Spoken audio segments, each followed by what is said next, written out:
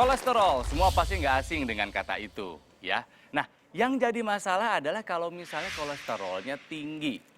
Dulu katanya kolesterol tinggi itu hanya diidap orang-orang yang bertubuh gemuk. Nggak juga. Orang yang nggak gemuk pun bisa punya kolesterol tinggi. Laki, perempuan sama aja. Nah, karena saya laki-laki, saya baru tahu kalau ternyata kolesterol tinggi itu bisa memicu pembesaran kelenjar prostat. Itu yang saya tadi curi dengar dari obrolan dokter Rian di ruang tunggu. Takut ya? Masa sih waduh, Ronald? Tepuk saat- tangan buat Ronald. Dahsyat sekali, masih ingat aja apa yang saya sampaikan tadi. Ingat, karena penting buat saya laki-laki. Apalagi ini berkaitan dengan prostat, Makanya. kesehatan organ reproduksi pria. Makanya. Dan kolesterol saya tinggi. Oh ya? Bener. Emang terakhir berapa? Wah, tinggi banget, lebih tinggi dari dokter aja. Oh iya. Berarti 200 ya, karena Nah, saya itu juga 187. Wah, Kolesterol tuh kondisi tingginya kalau di atas 200. lebih. Lebih di atas 200 lebih. 210 kalau tidak salah terakhir. Ya, dikit amat. Oke, ini kalau bicara masalah kolesterol pemirsa, ingat ya bahwa kolesterol ini banyak sekali pernyataan di luar sana yang membuat orang-orang tuh pada bingung. Ya, benar. Apakah ini harus bertindak seperti A atau seperti B? Betul. Untuk lebih mencairkan suasana, pemirsa yang di rumah dan juga penonton yang di studio, kita mau ngajak penonton untuk tebak-tebakan. Tebak-tebakan. Tebak-tebakan pertanyaan yang berkaitan dengan kolesterol, nanti ada ujung-ujungnya tadi yang pernyataan Ronald tentang kelenjar prostat. Oke. Iya, saya mau pilih dulu nih. Satu penonton yang saya lempar bolanya harus dengan pasrah dan ikhlas menangkap bola, lalu menjawab pertanyaannya ya. Bola bowling. Oh, kirain bola gede. Iya, ada Oke. tangan. Saya ke sana ya. Ya, Jadi dokter nanya, ya, dia harus jawab. harus jawab. Oke. Iya, jangan melamun. Pertanyaannya, mudah sekali. Jika seseorang belum dewasa, tidak dianjurkan untuk cek darah kolesterolnya. Menurut saya tidak dianjurkan untuk anak-anak ya dok ya, lebih dianjurkan untuk orang tua. Itu karena anak-anak kan asupan gizinya masih dijaga oleh orang tuanya, terutama sayuran, buah-buahan itu masih diperhatikan oleh orang tuanya. Oke. Tapi kalau sudah menuju dewasa, itu biasanya sudah tidak terkontrol ya, karena sudah dilepas. Jadi akhirnya makan makanan yang berkolesterol tinggi. Baik, biasanya. terima kasih jawabannya. Ya pemirsa, kalau menurut Mbak Didah tadi adalah untuk anak-anak atau yang belum dewasa, belum dianjurkan untuk periksa kolesterol dengan alasan dari Mbak Didah. Tapi di sini sebenarnya jawabannya adalah...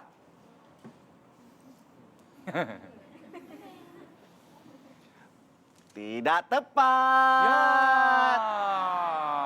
Iya. Sebenarnya di sini kalau bicara masalah kolesterol, kolesterol itu tidak hanya berasal dari makanan yang menurut pemikiran kita itu yang bersantan. Junk food, tinggi lemak jahat.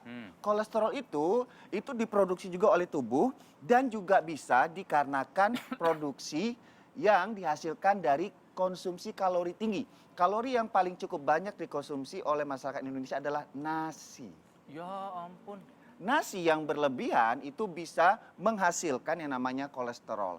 Apalagi kalau anak-anak ini punya riwayat keluarga kolesterol tinggi. Ada proses kelainan pada organ tubuhnya yang memproduksi kolesterol. Jadi tetap dianjurkan orang tua harus secara bijak untuk melihat perkembangan si anak. Sehingga harus dianjurkan untuk periksa kolesterol setahun sekali. Apalagi kalau ibu bapaknya ada riwayat itu ya. Kita lanjutkan ke yang kedua. Masih ada dok? Masih. Iya. Nilai kolesterol seseorang itu berkaitan dengan kesehatan pria. Menurut Sidik apa? Ayo.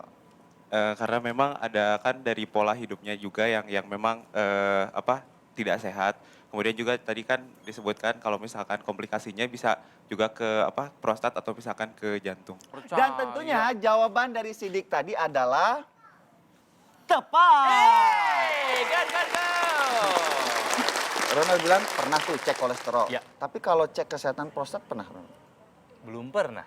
Prostat itu adalah sebuah kelenjar yang hanya dimiliki oleh organ reproduksi pria. Fungsinya salah satunya adalah untuk memproduksi cairan. Cairan ini nanti akan bergabung dengan yang namanya sperma, ya. Jadi dia akan bekerja sama dengan yang namanya organ testis. saling mengisi. Oh, Jadi ini ada kaitan gitu dengan nama toh. proses ejakulasi. Ada kaitannya dengan proses saluran uretra karena keluarnya di situ. Ngomong-ngomong lagi ya, karena ini dekat banget posisi si prostat ini dengan kandung kemih, Ya, gini kesehatan kandung kemih juga mempengaruhi kesehatan kelenjar prostat. Pasti. mempengaruhi. Pengen tahu seperti Oh, apa banget, hubungannya? banget, Ya, iya, iya. seperti ini ya. Iya, beberapa gejala dari gangguan prostat yaitu BPH tadi nih Kang, itu adalah gangguan dari saat pipis. Oke. Dikarenakan saluran ini ketekan pembesaran atau Oh, pembekatan dari si iya. prostat, pipisnya tidak sempurna. Tidak sempurna ini maksudnya kalau kita pipis gimana Kang? Lega gitu kan Lega langsung gitu. Karena saat mau lancar. kencing kita atur, kan keluarnya tuh biasa nah ini tadi aja keluarnya agak netes-netes. Oh, Atau iya. ada gejala lain ya, selain dia netes-netes, ini dia nggak bisa nahan untuk berhenti kencingnya. Ya. Nggak bisa nahan untuk berhenti kencing. Heeh. Jadi istilahnya gini, udah pengen nahan gitu kan biasa kita ada Oh, iya, situasi pengen iya, untuk iya, betul, menahannya betul, betul. sebentar.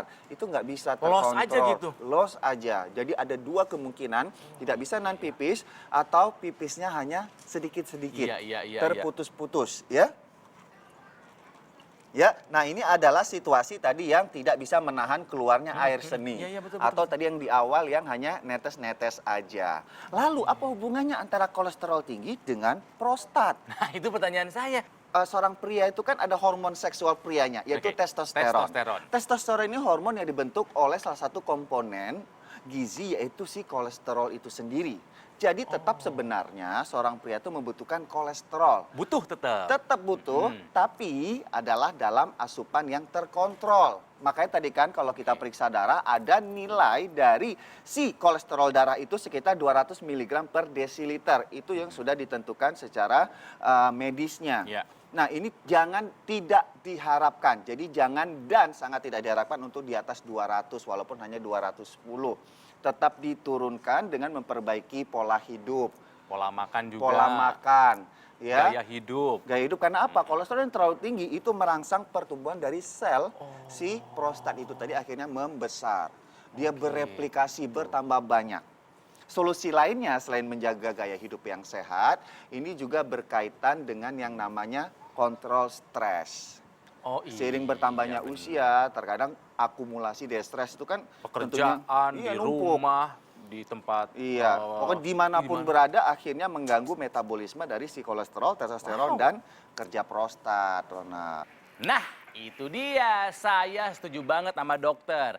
Apalagi kalau ngomongin soal kolesterol. Nah, ini saya bagi tipsnya nih pemirsa nih. Saya ini selalu rutin mengkonsumsi Omepros.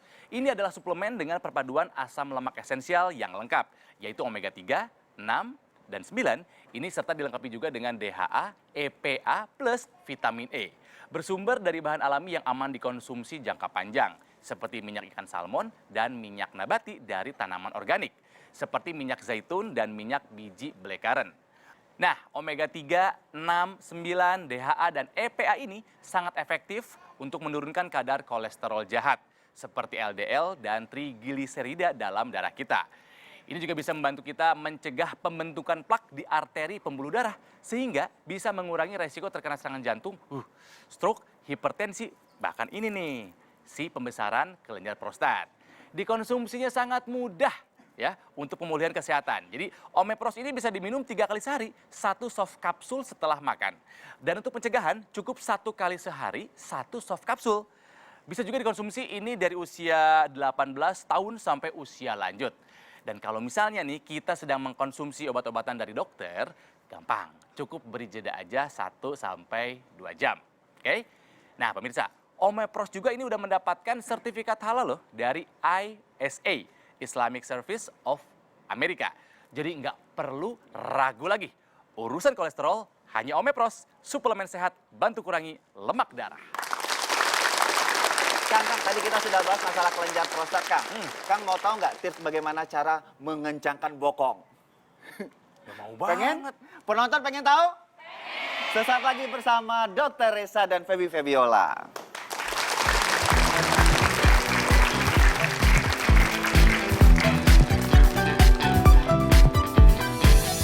Kaki menghadap depan, sabar bahu. Anda ingin memiliki bokong yang sehat dan kencang?